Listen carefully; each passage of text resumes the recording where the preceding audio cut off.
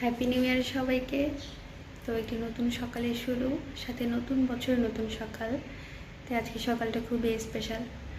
তো আজকে সারাদিনের ব্লগ তোমাদের সাথে শেয়ার করব। চলো এখন করব চা। তার আগে বাইরের পরিবেশটা একটু তোমাদেরকে দেখিয়ে নিই। এখন সকাল ওই 6:30টার মতো বাজে।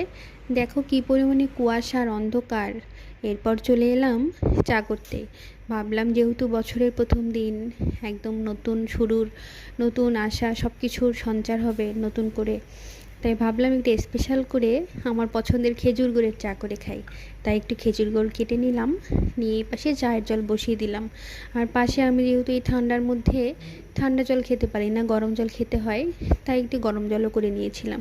এরপর খেজুর গুড় দিয়ে সুন্দর করে চা বানিয়ে চলে এলাম চা খেতে।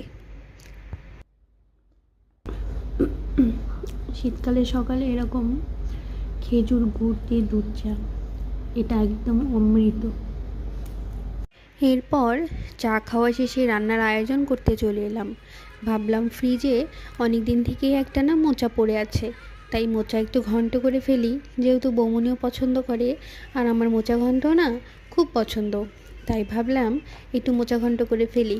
আর যেহেতু গতকালই রাতে বিরিয়ানি খাওয়া হয়েছে, তাই আর আজকে মাছ মাংস কিছু খেতে ইচ্ছা করছিল না। তবুও নতুন দিন, মাংস না খেলেও মাছটা তো খাওয়াই যায়।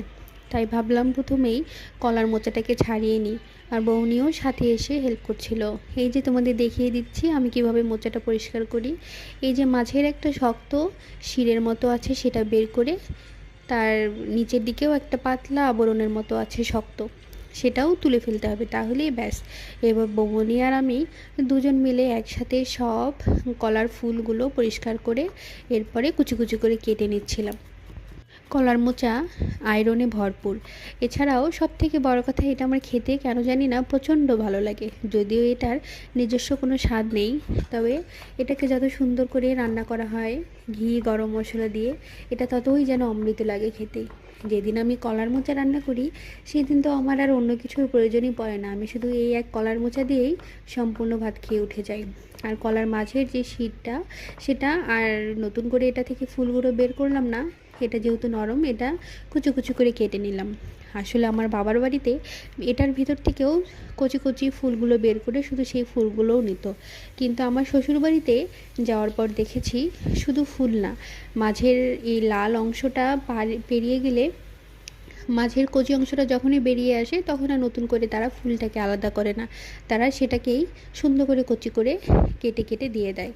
যাই হোক, এরপরে কলার মোচাগুলোকে সুন্দর করে ধুয়ে গ্যাসের